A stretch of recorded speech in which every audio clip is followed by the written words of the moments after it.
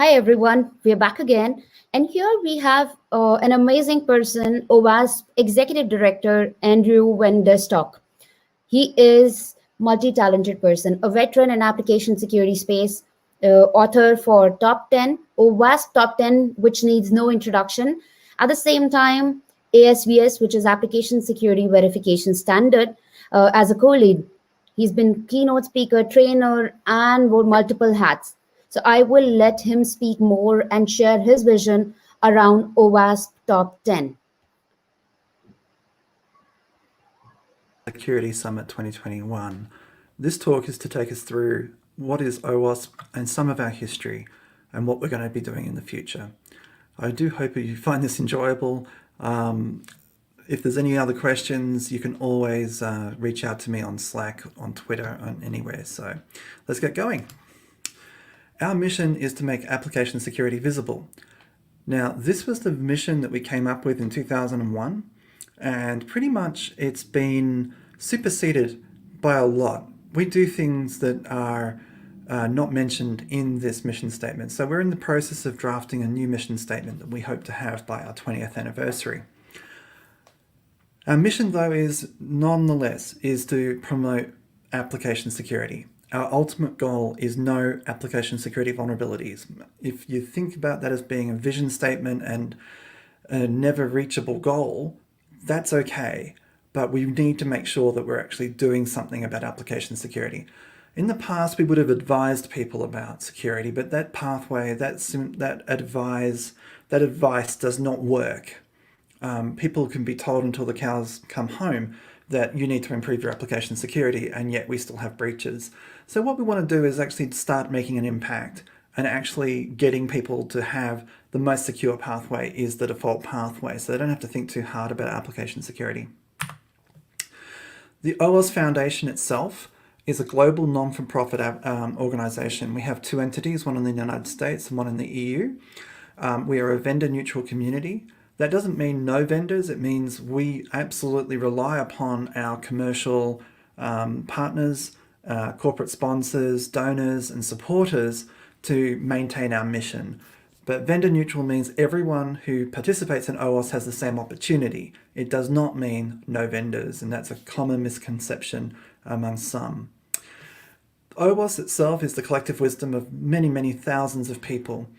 You'll come to see the statistics shortly, and we've never been a healthier organization than we are at the moment.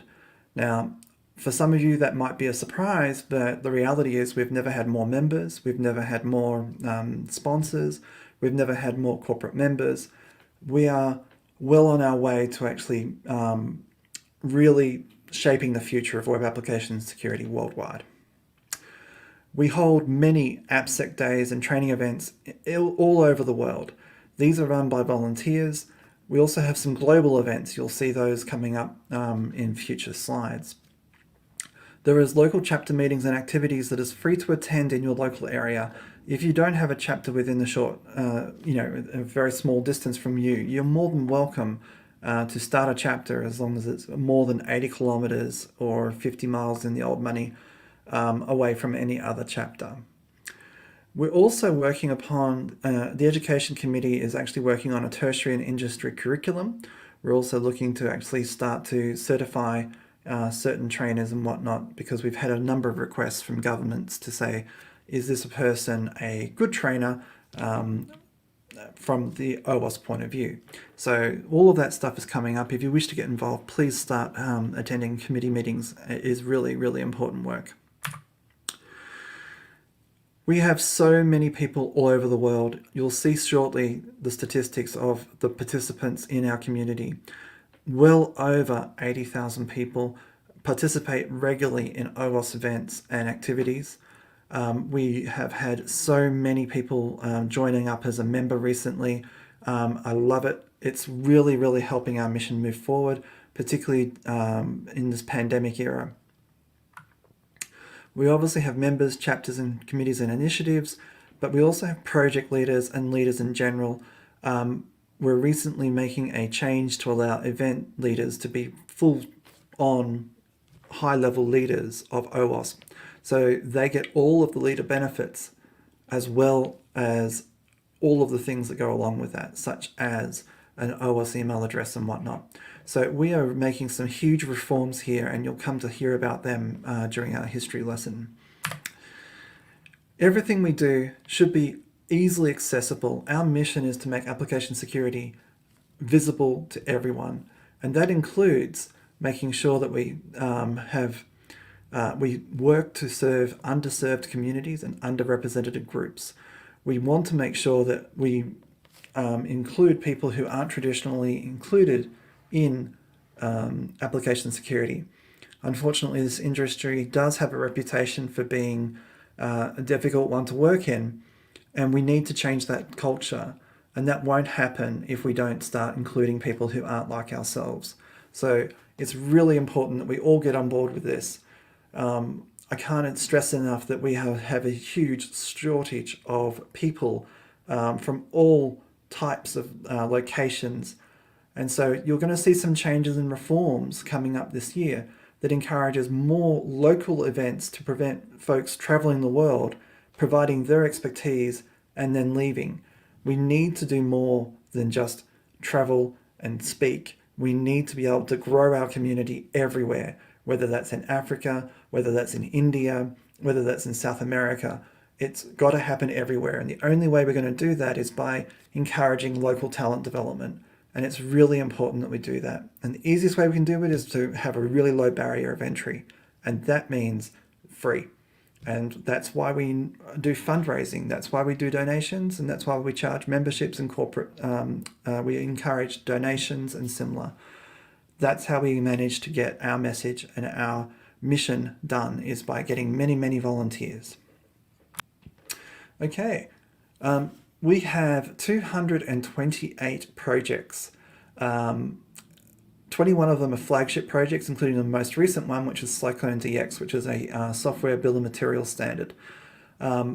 We have standards, tools, and documents. And for many times, like the OWASP Top 10, that is actually a more or less a standard that everyone adopts when it's not supposed to be a standard. But we do actually truly have standards such as the OWASP Application Security Verification Standard and others, and obviously Cyclone DX. Some of the things that we're most famous for are our documents, such as the testing guide, such as the cheat sheets and whatnot. So if you are interested in helping and build and maintain these things, please get involved. We also have a lot of tools, such as training tools like the OWASP Juice Shop. It's really quite important we actually keep these tools easily available. One of the best tools for testing software is OWASP ZAP. And one of the things that we'd like ZAP to actually do, if we want people to do with the ZAP, is to learn how to automate security testing. It's actually much better at automated security testing than its commercial counterparts, and it's free. So if you're into doing CI/CD, DevOps, DevSecOps, and you need an automated solution to doing detailed security testing, things that you can't do inside your average unit or integration test, OWASP ZAP is easily the best tool for the job at any price. And the fact that it's free is amazing. So yeah, do check it out. We have over, let me just move this up a little bit. There we go. We have over 4,600 financial members, including 400 and something people who've joined this month alone. We have over 600 people out of that lot who are lifetime members, such as myself. I do encourage people to join. It is a way of actually determining the future of OWASP. Members get to vote in our elections. We're holding elections again starting on September 30. So if you want to become a member so you can vote, you need to do so by September 30. But there are a host of other benefits as well, not just the fact that you can vote. Voting is a responsibility to help steer this community. You may wish to go on the board at some point. You need to be a financial member to do so. So some benefits. We actually have two tremendous partners, Secure Flag and We Hack Purple. Secure Flag allows you to test out your coding skills. The best penetration testers are those who know how to code. Every single programming language, every single program has essentially made decisions along its pathway of being built as to how things work. And one of those things is you may not understand, if you don't code, that this could potentially be a security vulnerability if it's coded in this way but not that way. And so if you understand these sort of trade-offs that are made to get code out the door and it's functional but it's got security holes, you are a much better tester. And in fact, that leads on to actually doing things such as secure code reviews, which is the high value part of our industry. I would encourage anybody to get onto Secure Flag. Secure Flag, the community edition, is actually available with many of the enterprise lessons. If you're interested, just go to secureflag.owasp.com, OWASP.org, and you can actually access that benefit. And the We Hack Purple AppSec Fundamentals training course is amazing. This is essentially a 108-part course that will take you at least a day or two to do. Each of the modules is very short and you can do them whenever you want. So if you want to learn about how to set up an AppSec program, you can do that. You can access that one through the member benefits page on the About menu. I will actually be updating that shortly to make it a little bit more obvious about how you can get access to both of these benefits. And because we're vendor neutral, if you have a similar sort of thing that you would like to offer for free to our members, please contact me and we will get you hooked up. So we have 250 chapters around the world. We have held over 3,400 events like chapter meetings, CTFs and similar, including some really large virtual events since 2019. We've had over 145,000 people RSVP. Now, obviously some of these are repeat people because we provide awesome stuff for free, but please do check it out.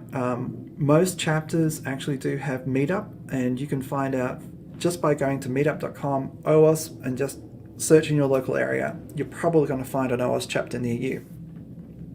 As I said before, if you have a no chapter nearby, and say within 80 kilometers of where you live, you can start your own chapter. Obviously, it works best if you have a local community of AppSec and developers. It's very difficult to have chapters that continue without having local support. So here's some examples of some meetings being held. The OWASP London is the poster child for our community. It often has over 300 people attending. This is a very successful chapter, but most chapters are successful in their own ways, including making sure that we are communicating to our peers, to developers, and to those in the AppSec leadership. We want to make sure that we actually talk to developers all the time. So if you are considering talking at a chapter meeting, we really do want to encourage developer-centric talks. And any activity that gets people involved, such as CTFs or anything along those lines, we're very, very keen to have. So obviously this is a CTF. We now have the awards and scholarships policy, which allows prizes to be given in a very transparent way. That hasn't always been true, but these days we do have some very good governance around CTFs and prizes in general. So we're about to announce our revised corporate membership packages. We previously had more or less one tier, but different prices. What we're doing now is we're dividing up some of the benefits. And so we're actually creating platinum, gold, and silver levels, and there will be a corporate membership drive soon. If you're interested in being a corporate member, please contact Kelly Santalucia, or just simply look at our website on becoming a corporate supporter.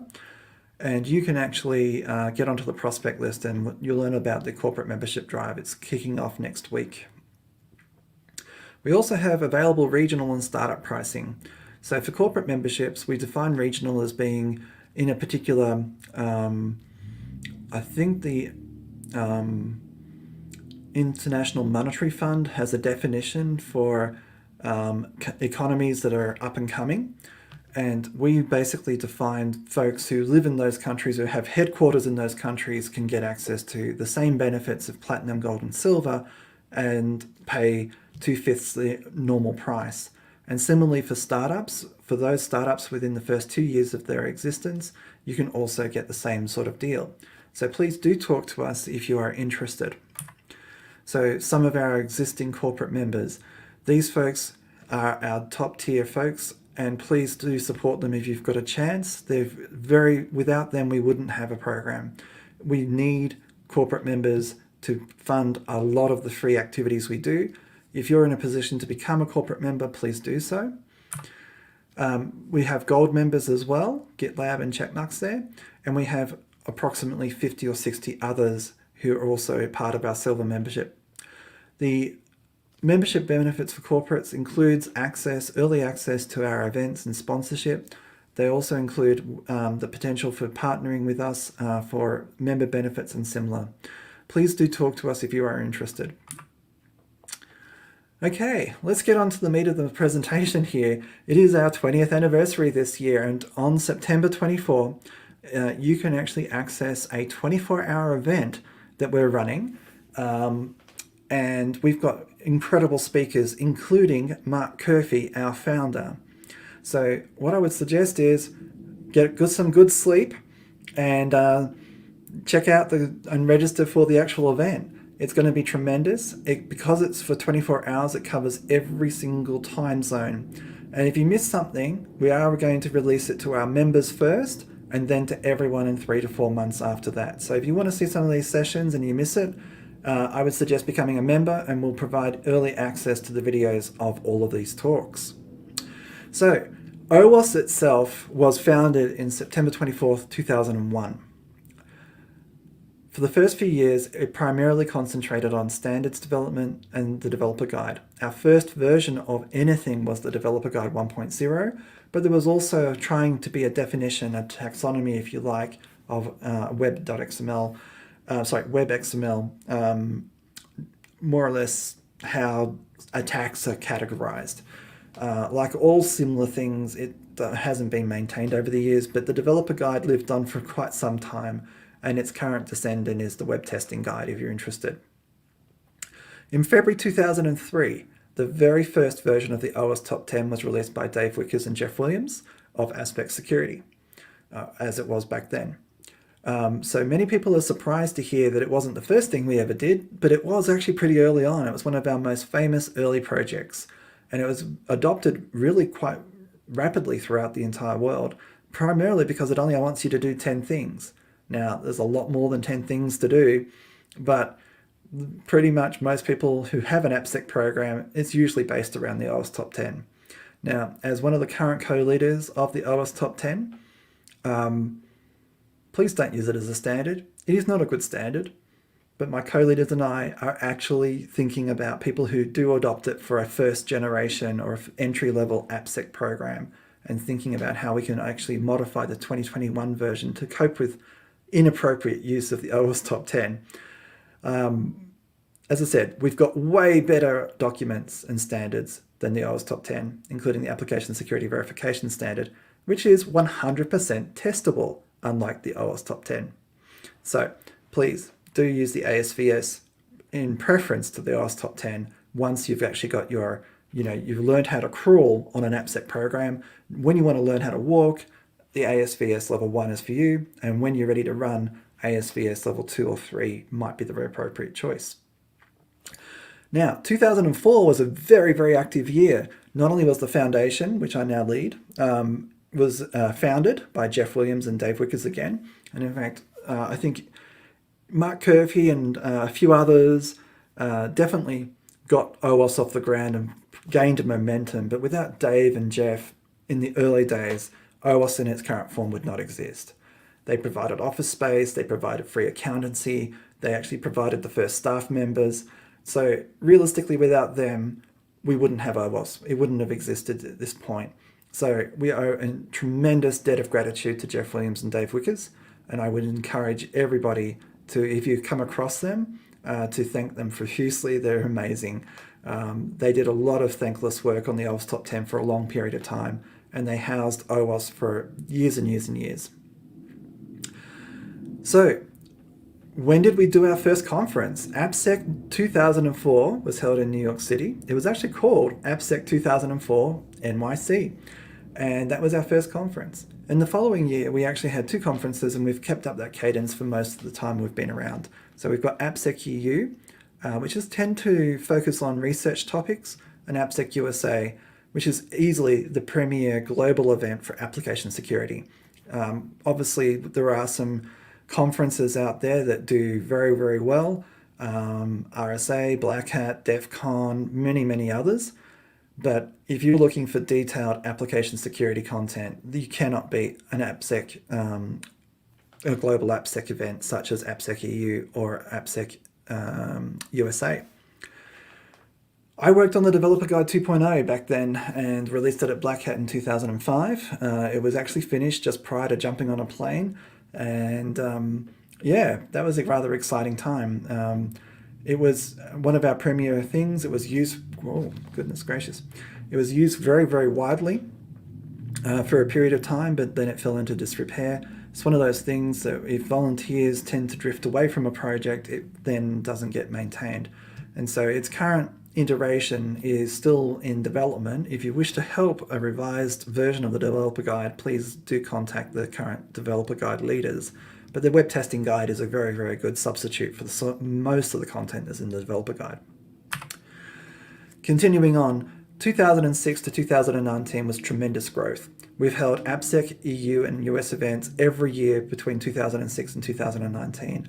And every year they got bigger and bigger and bigger. And in fact, our largest ever event was held in Washington, DC in 2019. And not to say that AppSec EU was a smaller event. In 2016, or 2015 or 2016, the Amsterdam event there had 22 training sessions running simultaneously. And so that was our largest ever training conference, if you like.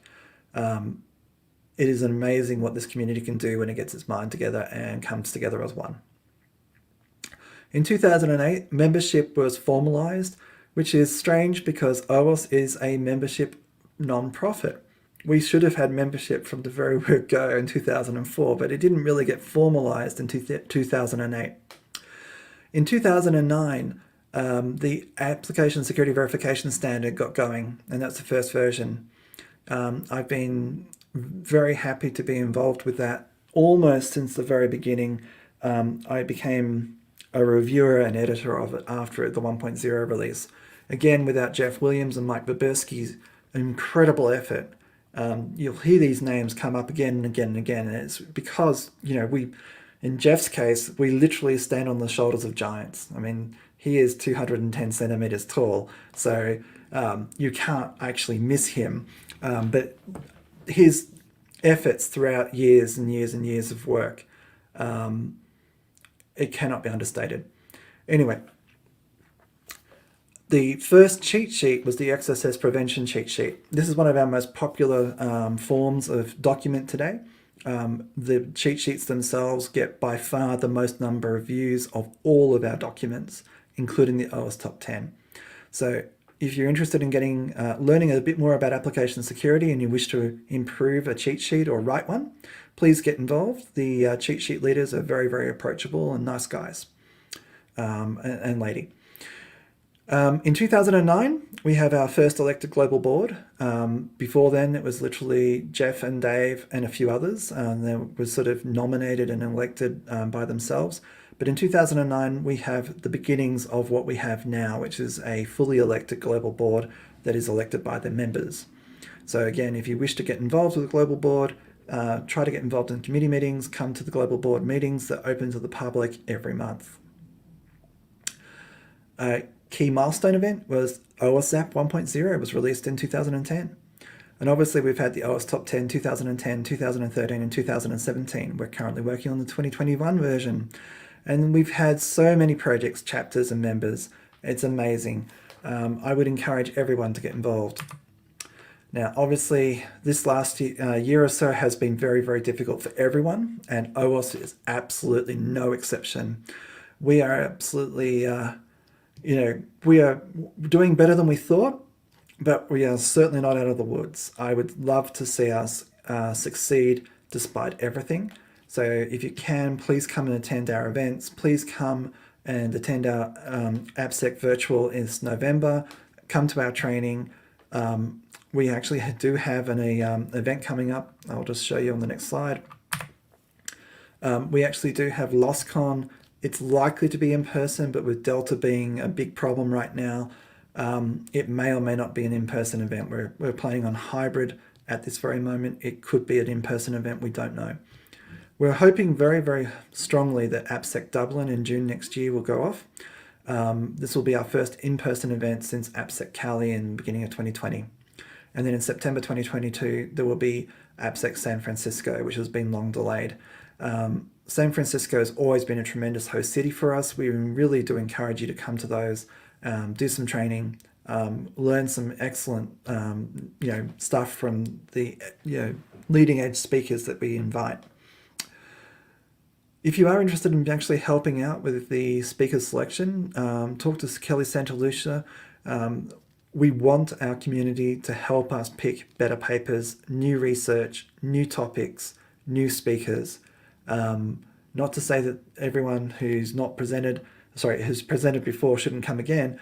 What I'm trying to say is that we get much better outcomes when we keep on moving this industry forward, letting new people learn some of the skills such as public speaking and obviously presenting their research.